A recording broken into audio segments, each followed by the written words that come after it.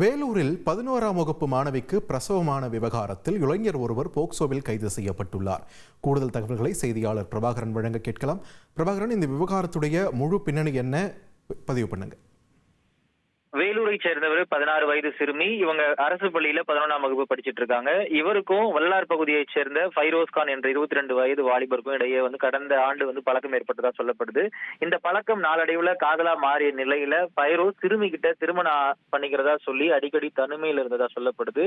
இந்த நிலையில சிறுமி திடீர்னு உடல்நலக்குறைவு ஏற்பட்டது மட்டும் இல்லாம கடுமையான வயிற்று வலி ஏற்பட்டிருக்கு.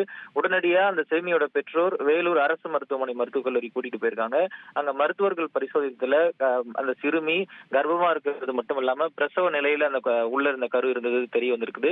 உடனடியா அந்த மருத்துவர்கள் சிறுமி கிட்ட தீவிர விசாரணை நடத்தி இருக்கிறாங்க. அப்போ சிறுமி மருத்துவர்கள்ட்ட நடந்ததை சொல்லியிருக்குது.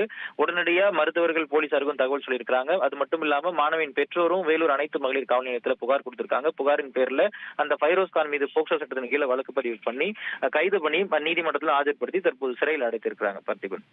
நன்றி பிரபாகரன், உங்கள் விரிவான தகவல்.